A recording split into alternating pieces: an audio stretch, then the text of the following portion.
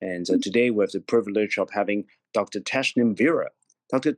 Vira is actually our new staff attending, joining us with a special role in interventional echo. So we're very pleased to introduce her to our hospital as well as our echo community, especially presenting the virtual echo rats. So without further ado, I'm going to pass it on to Dr. Tasnim and to talk about the overview of mitral valve anatomy and pre-procedure imaging for mitral TEER. So please go ahead. Okay, thanks for that kind introduction. Hopefully everybody can hear me okay in the room.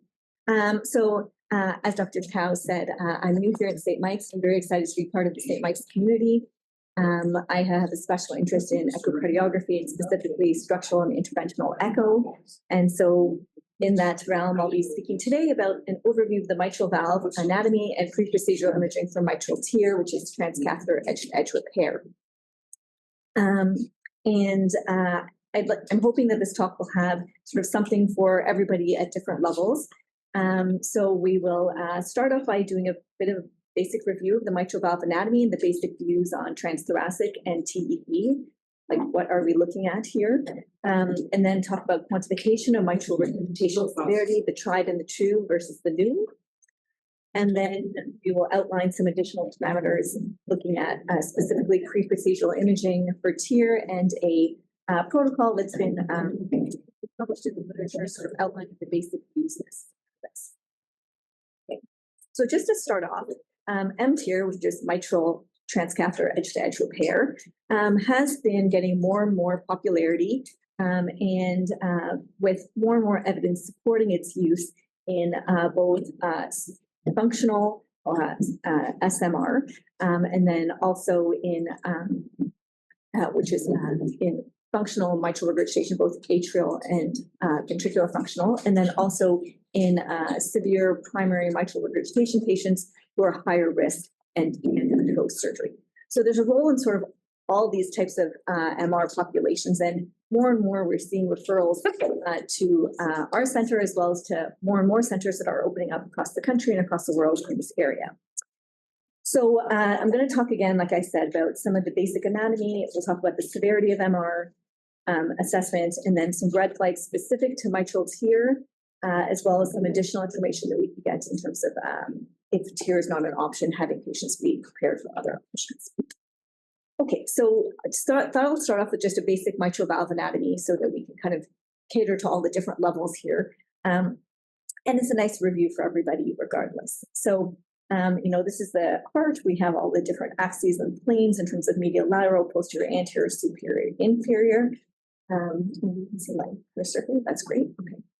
And then we have, when you do a cross-section through, the different valves and as they sit in a plane. So we have the aortic valve here, mitral, tricuspid, and pulmonic. When we look at the mitral valve, there are two basic different views that we can look at in terms of if we're going to look at it kind of in a plane, or if we're going to think about it in a plane. The top one is looking at a surgeon's view, which is looking sort of down at the valve from above and kind of oriented behind. And so we have in that view, the left atrial appendage is on the left, the aorta is at the top, and we see the scallops going from A1, A2, A3, P1, P2, P3.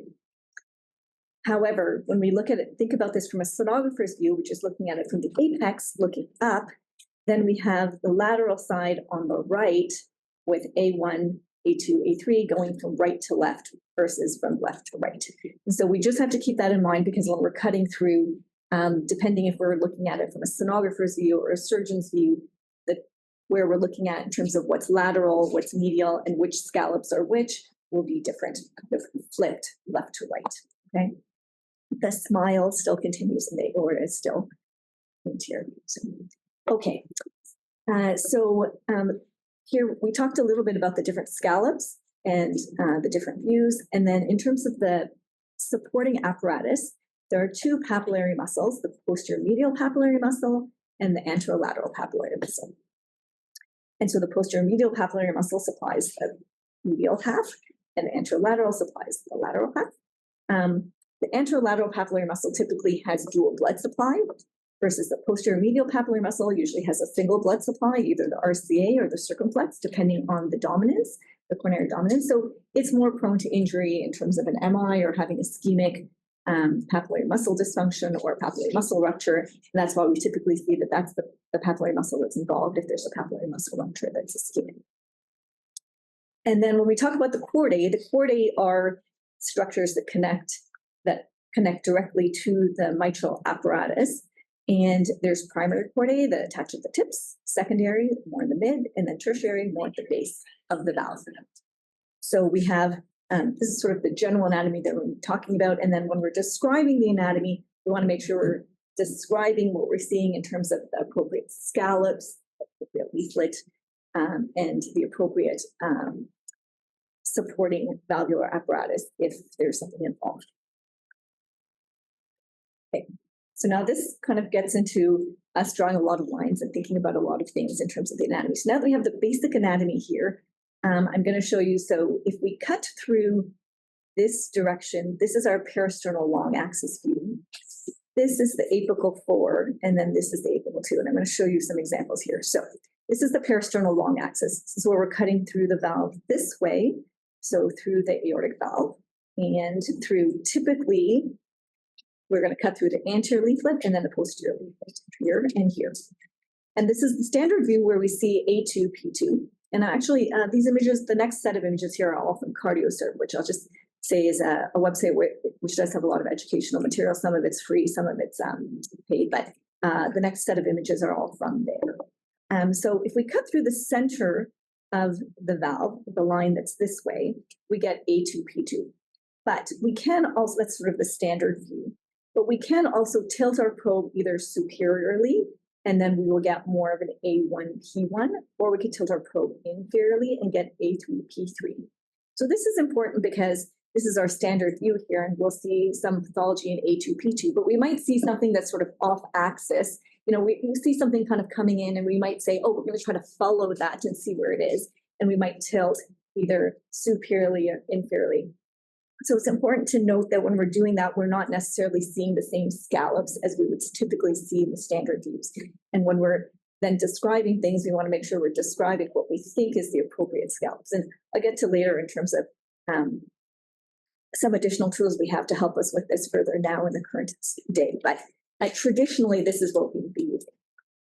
Okay, and then this is the short axis, which again, we said, depending, now we're looking at this now from the sonographer's view. So lateral is going to be on the right and medial is on the left. This is the peristernal short axis view. So we have, again, the scallops are A1, A2, A3, P1, P2, P3 going from lateral to medial. Is that clear? And then as we scroll, as we sort of go down and angle down into the ventricle, we see again, lateral is going to be on the right-hand side. So the anterolateral papillary muscle is here, posterior medial papillary muscle is here on our left. Now, when we try to get to, we look at, we're going to go to the apical 4 chamber here now. So that's a line going through here. And so I just put in the prior picture here, which is the anatomic picture, and I'm going to flip this here so that it's in the same orientation as this. And you can see now it makes sense. This is the apical 4 because we're cutting through this way. And then for the 2, we're going to cut this way. So go to the picture back here so we don't have to look at this upside down. But as we cut through for the apical 4 chamber, we're going to get in the far field P1, but in the near field, we're going to get we're going to cut through A3 and A2. But again, based on how we're angling, if we angle up to include the aortic valve in like an apical 4 chamber view, we would get more of the A1, P1 component. And if we're angling sort of inferiorly, we're starting to see coronary sinus, that we would get more of the A3, P3. So we can see sort of all of the scallops in these views, if not transthoracic, with some angling. But we just have to be cognizant of where we are and how we're angled. You know, sometimes we're following the pathology, kind of looking somewhere. We do need to keep in mind that we're not going to be in just the standard view that we sort of read about if we've angled off to either superiorly or inferiorly in these views. And then this is the apical two-chamber view. So again, we're cutting sort of this way, so through P3, A2, P1. And those are sort of the standard views that we'll see. But again, we might sometimes see things coming into here where if we have a flail, for example, that's flickering across, we might see the tip of the flail in this view, but it doesn't necessarily mean that we're seeing it's the, if it's flickering above A2, but not attached to A2 here, is that, attached to A2, or is it actually from P2 behind that we're seeing? So we just have to keep that in mind. Okay, and again, with the apical two-chamber, you can again angle. So the standard view is this P3, A2, P1, but you can angle up so that if you're more anterior, you're going to get sort of predominantly the anterior leaflet, or you can angle posteriorly and predominantly get the posterior leaflet. Everybody follow with that? Okay. It does get a bit more complex when we start to get to TEE. So I'm going to show a few of those without trying to confuse everybody, and then talk about new tools that we have that then makes this a lot easier for us nowadays. So with the TEEs, we have your typical view here, which is at 0 degrees, where we have the right, the left ventricles, left atrium here, which is what we're shooting through. And then we have, for example, here, the 90-degree view, where we have, again, we're going to have the inferior here and anterior here. Okay, so I'm going to this is now, typically when we do TEE, we use the surgeon's view. So I just want to draw attention to the fact that this smiley face is now, again, here with lateral is on the left and medial is on the right, because we're looking down from the surgeon's view here. And if we cut through, I'm trying to show sort of the simplest version, but you'll see it gets more complex as we go. But if we start off at 0 degrees, we're typically cutting here through what would be like A3, A2, and then potentially P1 or P2, depending exactly how we're cutting. At this, which is kind of more of like a bicom-ish, but not quite view, we're going to be cutting sort of more across. So we're going to get P3 and P1, and then the center being the anterior leaflet again, depending on how we're angling. That can change in terms of which part of the anterior leaflet we're seeing. And then at 90 degrees, we're getting more of the, you start to see the larger part being the anterior leaflet. And again, we have A1, A2, A3, and then, but we're getting sort of potential, usually sort of around P3 here. And then in the 135 view, even though the standard says A2, P2, we know anybody who does TE that you can again angle so that you can get slightly different views. Now this is the same thing, but with all the lines drawn in. You can start to see things start to get a bit more complex, because for each of these lines, we can now angle the line in different ways. And we can also raise the probe up and down. We can flex the probe. We can angle the probe. And so therefore you can get slightly different scallops viewed depending on each of those things. But I'm not going to sort of go through each of those right now, because that will take up the entire 1 hour or more of this talk. I will sort of get to sort of additional things that we can do to help us look at which scallops we're looking at in a moment. And then I just want to briefly touch on the transgastric views. So with the transducer at 0 degrees, we get a short axis view, and then we can also use higher angles to get sort of the long axis plane.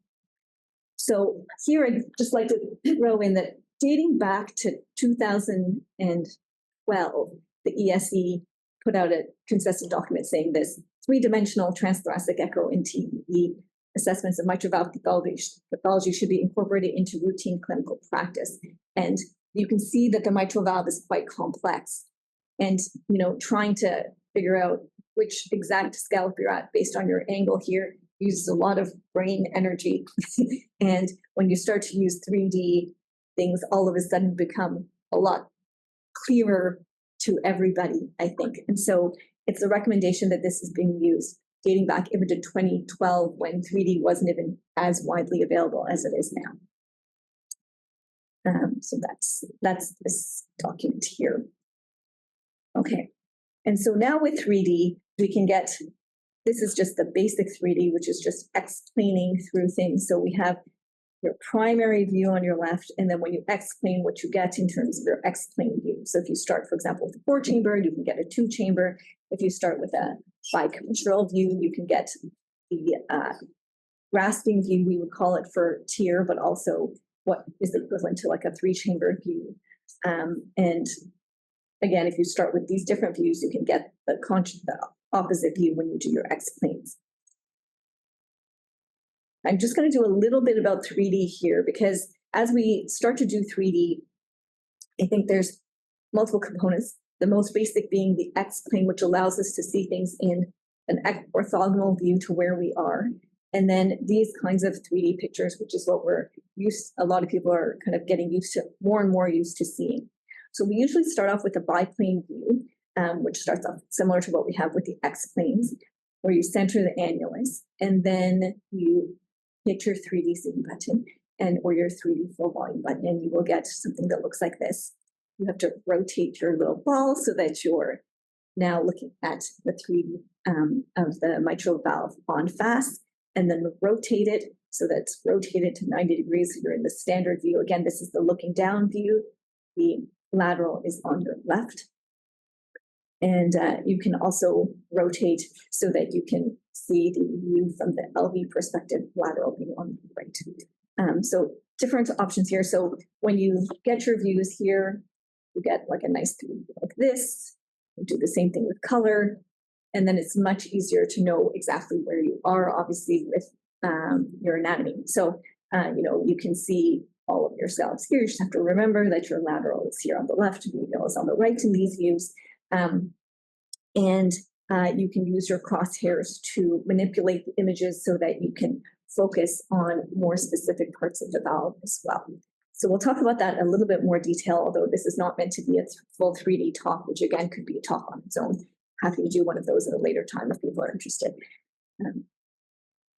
But I will say that there are certain techniques. So we've talked a little bit about the X-plane, the 3D, just on fast, the 3D with color. And then we can also use it to do several other anatomic measures, including looking at things like the mitral valve area, the annulus area, and things like that in terms of helping to describe the anatomy. So here I mostly just have been talking about the structure. And I want to go from sort of where am I in the valve to what am I seeing in terms of the types of pathology that we want to describe, to make sure that we're all kind of using the same nomenclature when we're describing things.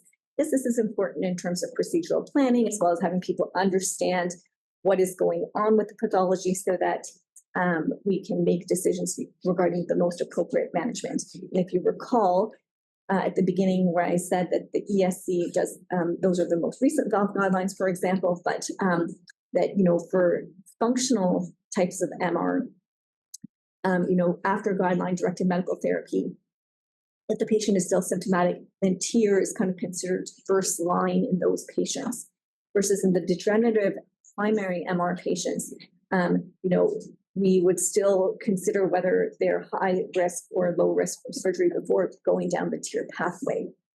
But as soon as they're symptomatic, then they would get intervention of some sort. So determining what the pathology is and what the mechanism is helps to determine which of those pathways we're going to follow. And so it's important in terms of identifying that. So just in terms of the mechanism of the MR, traditionally we've used the Carpentier classification for the mechanisms of MR, Carpentier type 1 being normal leaflet motion, Carpentier type 2 being excessive leaflet motion, Carpentier type 3 being restrictive leaflet motion, like 3A, restricted leaflet motion in systole and diastole, and then 3B, systole only. And then I've kind of, on the left-hand side here, this table has like the primary versus the secondary MR sort of classifications and where they fit into the traditional Carpentier. So primary MR can occur in the context of normal leaflet motion. For example, if you had a perforation, the leaflets are still moving normally. It is a primary problem with the leaflet, but it would be under Carpentier type 1. You can have excessive leaflet motion, so things like prolapse or flail, that would be Carpentier type 2, or you could have restricted motion in the context of, let's say you have rheumatic valve disease, and you would have MR or TEER, MR or MS in that context. In terms of the secondary types, which are the functional, we divide those into atrial and ventricular functional. And I have another slide here to sort of help differentiate that in a moment. But just here, in terms of the Carpentier types, the atrial functionals have normal leaflet motion. So the motion of the leaflet themselves is normal, but the annulus is dilated, so the leaflets are pulled apart. So even though they can have normal excursion, they can't actually coapt normally. Versus in functional ventricular subtypes, this is more of a restricted leaflet motion because there's either usually apical tethering of the leaflets, and therefore the leaflets have restricted motion. They are a different Carpentier type. And so this is a table from the most recent ESC 2025 valve guidelines that just came out recently. And they describe ventricular versus atrial functional MR, so the SMR is secondary MR. And in general, they have sort of several different criteria. And again, we talked a little bit about the fact that these ones have, that the atrials have normal leaflet motion. They're not tethered versus the ventricular have tethered leaflets. Now, sometimes this first part can be blurred because patients could have secondary to their MR also have LV dysfunction, but these ones have typically significant mitral annular dilatation, and in both cases, the leaflet morphology is not necessarily abnormal, although it's tethered in this situation. And then as you come down here, you can see sort of additional criteria, obviously looking at the LV sort of shape, size, and systolic function will help you to also differentiate some of these patients. Okay, so we've talked a little bit about identifying the anatomy and describing the anatomic abnormalities. I'm going to talk a little bit now about looking at the severity of mitral regurgitation and some of the pitfalls of the more traditional methods, and then some sort of newer things that are out there that are being used. And then we'll talk a little bit about identifying some red flags or this says preventing, but it's supposed to be predicting, I apologize, performance of mitral TEER, and then looking at other additional information that we might need. Okay, and the stuff I'm going to talk about now is from the valve guidelines, the ASC valve guidelines, as well as some information from the ASC TEE guidelines. Okay, so the old. And I call it the old, but we'll call it the traditional methods. So, and I have some of the numbers here at the bottom, and they're in small. I think a lot of people in the audience will already know this information, but I'll just show it here to sort of review and for completeness to kind of talk about what all the kinds of things that we do look at. So in terms of the severity, we can look at the jet area. It tends to be not as reliable because it's dependent. So, and I'll pause here for a second.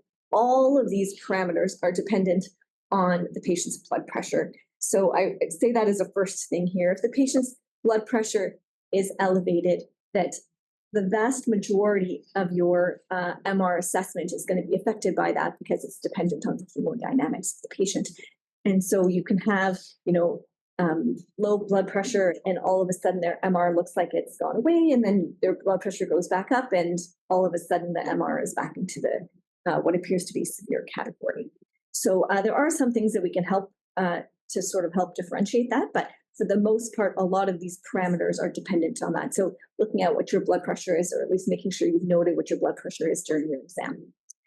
So in terms of the vena contracta, so here we have, this is the jet area, and then the vena contracta is this area here of, this is the flow convergence, and then the vena contracta being the narrowest area here. And again, these are directly from the ASC valve guidelines, essentially. So in terms of the color flow, the flow convergence, it can be, you expect that it would be large throughout if you had severe MR, but when it's milder or in the mild to moderate category, it's sometimes variable in terms of what you see. So I'm going to focus mainly on the features that make this severe as we go through this. And then for the vena contracta width, typically I have the numbers down here, but it's 7 millimeters being the kind of cutoff for between moderate and severe.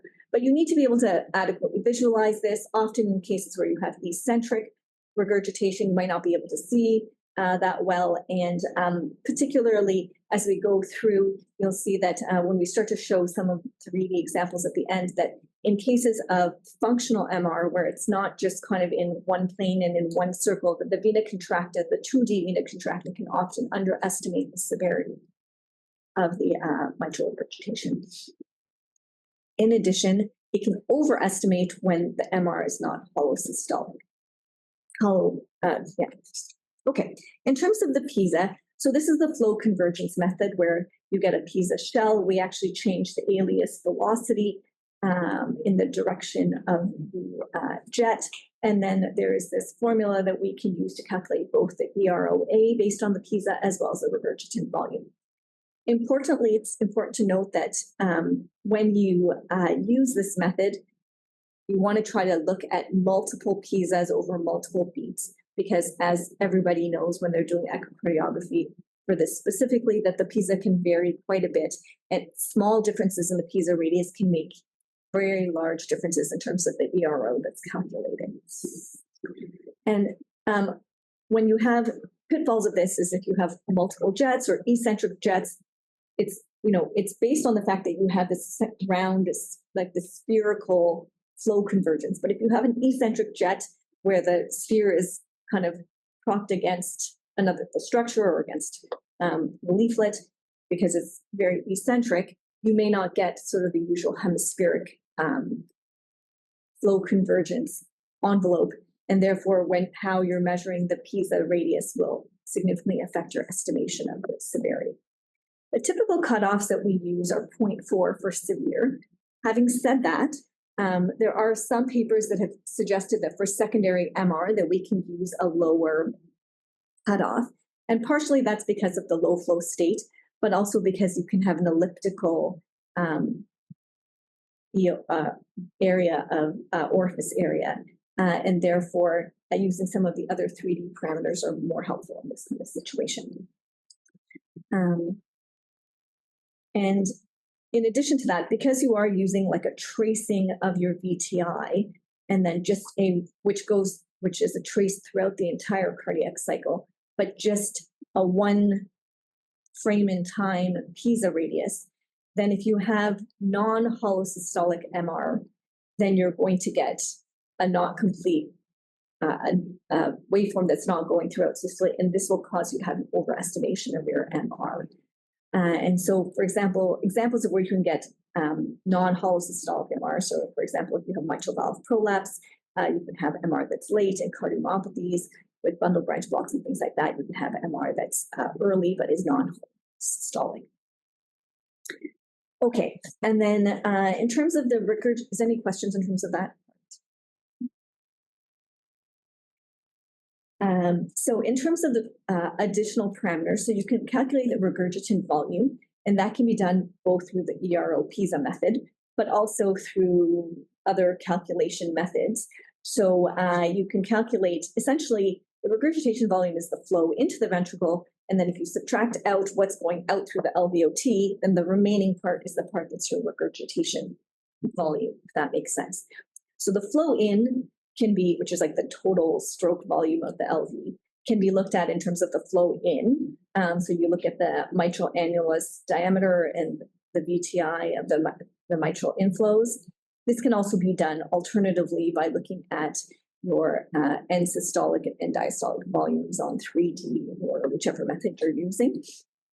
And then looking at the forward flow going out through the LVOT, again, with the VTI trace and the area calculation. And then here are the numbers below, again, for regurgitation volume. But again, this can't be used in certain situations. So for example, if you have if the flow is not all just going forward, for example, if you also have your regurgitation, or if you have, that can also, you can't use sort of this method.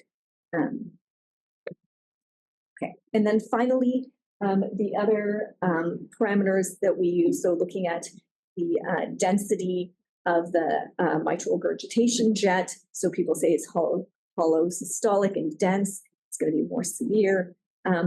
looking at the pulmonary veins, which we sometimes, as anybody who does a transthoracic echo knows, sometimes we can get, sometimes we can't get, but also can be positional. So, sometimes the MR is aimed in a certain direction. We get like it's aimed directly into that pulmonary vein that we're testing, and it makes it look like it's severe. And other times, it's not affecting that one specific pulmonary vein is the one that we're testing. Let's say, for example, transthoracic echo. And then the mitral inflow with the E wave being dominant to greater than 1.2. Okay, so that was the review of the old, which I think everybody knows, but I wanted to talk a little bit about the new. And that is the mitral, the 3D vena contracta area. So because at my old site, we did this a lot on 3D with TEER. And, I think that we do a little bit less of that here. Who does that? Anybody?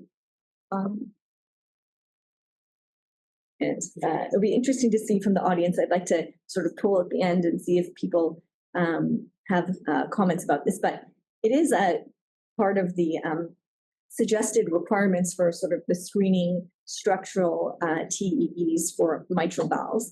And the most important reason for that is because we see here that the vena contracta area which is the regurgitating area, is not always circular. So the assumption is that, with degenerative MR, we have a nice, often circular little circle where the hole or the perf or the flail or the prolapse is coming through, and we can measure it nicely on PISA. But if you can imagine, if you try to measure the PISA, you're going to get like it's not actually a circular flow, it's actually more percentic. And so using a vena contracta area, which is essentially you do a X-plane kind of like this. So here they've actually chopped through this so you can see the flow. But if you do X-plane here and here on your multi-view, if you were using Philips or using whichever MPR software on GE, you can actually get a nice 3D with color and a vena contracta area, which you can then trace. And here's an example of that. So we set up our two planes. So we're lined up with the flow, and you look at kind of the vena contracta like you would measure a regular vena contracta, but you line up with those, and then you can trace the actual area. Now, again, on degenerative, it will often look more round versus on a functional, it'll tend to look more like a crescent shape. Downfalls of this, if there's multiple jets, then you have to trace each of them separately, and you have to align with each of them separately, so it can be a little bit cumbersome. And it does take a little bit of practice in terms of getting used to doing this and acquiring the images and trying to do this consistently. So here, for example, again, here's an example of the primary one, and then the secondary ones, which are a little bit more crescent-shaped. And I will say that although it does take a little bit of getting used to, there is evidence that looking at 3D vena contracta area during the procedure as well to try to determine if, after you applied your TEER devices, to see if you've had adequate results by looking at the vena contracta that's residual in real time, can help predict 1-year outcomes in patients. And so we're able to do this quite quickly in the cath lab, which means that we should be able to do this reasonably quickly in the echo lab as well. And the more you get used to it, the quicker you are at doing these. So I encourage people, if you are doing 3D, to try to at least acquire the 3D sets and try to play with this and practice, because the more you do, the faster you'll get. And there is some evidence that, so it's been looked at in different populations. So in both the secondary MR patients as well as in some specific primary MR patients, and validated against PISA and against other parameters of severity, and shown to the cutoff for primary is usually around 0.45 centimeters squared for severe. And then in secondary, that tends to correlate with more of a 0.2 cutoff for an ERO OA PISA, because that tends to underestimate the severity. Okay, so for the rest of the exam, you want to look at LA size, the LV size and function, RVSP, the other valves, RV function, all the other things that you would normally want to know about that you're going to report in terms of determining whether we think this would be an appropriate patient to go forward with a TEER. Or if they have, for example, other valvular disease that needs to be intervened upon, should they be having a combined procedure, a surgical procedure, etc. Okay, so we've talked about 1 and 2. I'm going to briefly talk about some of the red flags for the performance in terms of TEER, and then also some additional information. And I will briefly show you sort of one of the protocols that we have at the end for TEER, for pre-TEER, that has been published in literature. Okay, so just to make sure that we're again all on the same page here in terms of mitral TEER, transcatheter edge-to-edge repair. It's based on what used to be the surgical technique of an alveoli stitch. So, you know, they go in and we kind of put in a transcatheter stitch. This is important because we need to be able to visualize and also be able to grasp and bring the 2 leaflets together using a TEER device. Okay, the 2 major TEER devices that are available currently in Canada are MitraClip and Pascals, and they have different sizes, NT, NTWs, XT, XTWs, and then Pascals as well. So they all have different sizes and lengths and arm lengths. So it's important to know which devices are available at your current site in terms of when you're looking at the TEER images in terms of the amount of leaflet, for example, that we need and things like that. Everybody, if you're not the one who's selecting the prosthesis, you don't necessarily need to know these numbers, but it's important for us to know so that we can look at the images and say, like you've said, that the leaflet is 6 millimeters or 8 millimeters or 10 millimeters. Is there a device that we're able to use? So we talked a little bit about this in terms of looking at the other components. In terms of the red flags, and then we'll talk about those in a little bit of detail here, but the main ones in terms, this here is for secondary MR predominantly, and we want to make sure that we don't have severely decreased LV function. So patients who have LVEF less than 20% or end-systolic dimensions of greater than 70 millimeters don't do well with TEER devices. Or severely elevated RVSPs. And those people were excluded from the trials because they have been known to not do well with TEER devices and have poor outcomes thereafter. Okay, so we looked at these pictures before. I just put these back here to remind us again the importance of describing what we saw, and looking at it on 3D does really help from both a structural perspective as well as a function perspective, and helping to identify the location of the pathology and where the color is coming from. These again are the 2025 valve guidelines, and here sort of they have the same criteria where they talk about criteria for intervention. So if patients have severely LV end-systolic dimensions greater than 70 or EF less than 20%, they would not qualify for intervention. So we want to keep an eye out for any of those types of red flags. And we talked a little bit about the mechanism already, so I won't go into that in more detail, but I will say that in terms of within those mechanisms, in terms of the primary MR patients, there are some risk factors, additional risk factors for poor TEER results, and that includes patients who have severe prolapse, like a Barlow valve, or traditionally we said bileaflet prolapse, although more and more we are doing that these days. Perforation, because you're not then tearing 2 different leaflets together, the hole is in the middle of the leaflet. We typically would not tear the leaflet to itself. So that's generally a contraindication for doing TEER, and then obviously active infection or endocarditis, which in our population is important. We have these measurements which have traditionally been considered, things that we want to look at. So the flail gap of less than 10 millimeters or the flail width of greater than 15 millimeters. I would say that more and more as experience has been increasing across centers, that these numbers are not absolute numbers, but just kind of an idea, and for us to think about these components of what's important for doing a TEER. So if the flail gap is too large, are we going to be able to bring those leaflets together? Or if the flail width is too wide, are we going to be able to bring that together? And so as opposed to the absolute number, we want to think sometimes more about kind of the concept of, is this something that we think that we would be able to get back together? There are some additional red flags. So for example, this patient on the left here has there's flail there, but also this significant calcification, and that often limits both the ability to get to deploy a device, and also potentially the potential for increased gradients thereafter, because the valve leaflets are not pliable, so we can't really just kind of stretch them together. So the whole annulus is kind of cinched, if you want to call it that, and then your risk of having an elevated gradient afterwards is increased. Additional red flags, so clefts.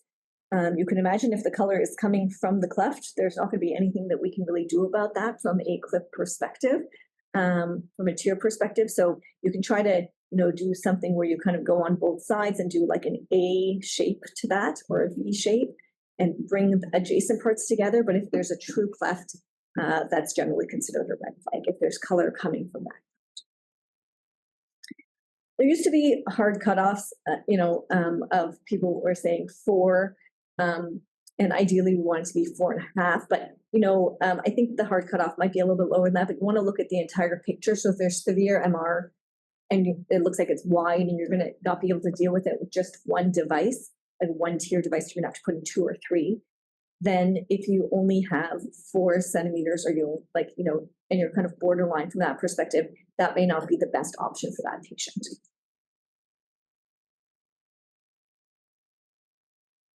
And then if you have restricted leaflets, we will measure the leaflets again. That helps us look at which type of device that we're going to select. In terms of secondary MR, again, although these are not absolute cutoffs, the coaptation depth and coaptation length, it's more looking at whether there, is there overlap in terms of the coaptation? And again, are we going to be able to get these leaflets together? And now that has become more and more of a visual assessment as opposed to a specific hard cutoff number, although these are the ones that are traditionally listed in the literature. So the features that increase your risk of mitral stenosis would be mitral valve errors less than 3.5, severe MAC, severe leaflet calcification, prior mitral annuloplasty ring, although again, not the complete contraindication. And then other features of the valve, so things like rheumatic disease, radiation-related MR, or inflammatory conditions. And I would just note that mitral gradient at baseline can sometimes be elevated in the context of severe MR, so it is not necessarily a predictor on its own without other risk factors for development of mitral stenosis. Obviously, if your gradient is like 6 or 7, we take some pause and look at to see why that is, because typically we wouldn't see it that elevated in the context of just mitral regurgitation.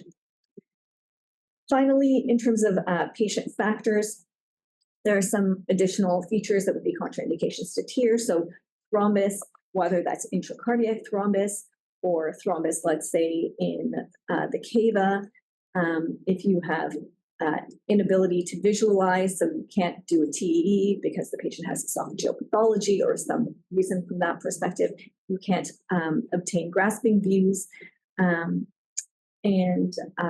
if there's an access issue. These are the valve guidelines from 2025, again, listing some of these same features that we've already discussed. These are patients who are predicted to do well with edge-to-edge repair. So again, these same numbers that we talked about before, with the ejection fraction being at least above 20 and the end-systolic dimension being below 70, and without severe pulmonary hypertension or other significant valvular disease. I'm going to just show briefly here at the end a protocol that is suggested in terms of the TEER protocols for looking at the mitral valve for planning for structural intervention. It incorporates a lot of the things we already talked about, but just to kind of give like a more systematic approach to how we would approach a TEER for this type of patient. So first, just to keep in mind that we want to make sure that we have the optimal view for looking at the mitral valve. And so often we will get this view, which looks like C here on the bottom, where you are a little bit off axis and foreshortened.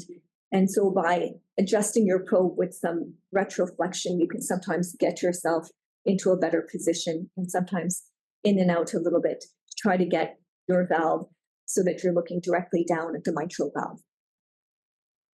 Okay, so then in terms of the different views, so if we start at the 0-degree view, which is our 4-chamber view like this, the things that we want to take from this view would be the usual kind of 2D pictures with some X-planes. We want to look to see if there's what the valve leaflets look like and some measurements if they look like they're short. We would typically do a 3D from this view to look both for the valve area as well as you could do color at that point. And then doing some of your additional parameters if you haven't already done them in other views. So doing a CW looking so that you can have a trace for your PISA, doing your PISA radius. And then also, if you are planning on doing a regurgitation volume from your inflows, you can actually take your inflow dimension here as well as your trace at the PW. Also, we typically will take a gradient if we're planning on doing a TEER, so a pre-procedural gradient. Again, that could be in this view or it could be in an additional view. Then we go on to the bicommissural view, and this is really the working view that we use to help plan our procedures. And so I just want to take note of this because it's sort of the most important view for us to see in terms of planning for the procedure. So you start off with this best bicom view that you can get. Often we will zoom out so that we can see the papillary muscles to make sure that we're getting sort of a bicommissural view, and then zoom down back again onto the valve. And then with this view, we have typically X-planes that we're going to do through the center of the valve, where we're going to then get A2, P2 in this view, which is our grasping view, so that we can see what we're working with if we're going to be placing the TEER. Because this is the view, the working view of when we're going to be placing the TEER. We're going to be placing the device and looking to see that we're grasping this leaflet here and this leaflet here. And so we would want to make sure that there's no calcification there, that there's adequate leaflet length, and not a huge coaptation gap where we're not going to be able to grasp. And then again, we're going to be doing the same thing on both the medial side and the lateral side of the valve, looking at P1 and A1 and looking at P3 and A3 in the same kind of way in order to see where the pathology is. And then that's where the TEER device is going to be placed, looking at the working grasping view to make sure that there's no red flags there. We can see the same kind of thing on 3D, but the 3D quality depends on your 2D quality. So if your 2D is not good, your 3D is not going to be good. So I encourage you to try to spend as much time as you can to get the best 2D images possible before trying to go on to do 3D. If you're not sure what you're seeing here because you're not sure which scallop you're getting, the 3D can help you with that. But if you're not sure what you're seeing because the images are fuzzy, going to 3D is not going to fix your problem. So I know that that seems redundant to say, but I think that the tendency is sometimes to say, let's just try to go to the 3D. And we want to try to make sure we really do try to get the best 2D. Okay. On the 2-chamber view, we're going to, again, do the same kind of images. We often will try to redo the 3D, and then also we're going to use this to look at the pulmonary veins, which helps to look at the severity of the mitral regurgitation, and also to document which veins were reversed in it pre-procedurally, because intra-procedurally, we will check those same veins to see if the reversal has improved.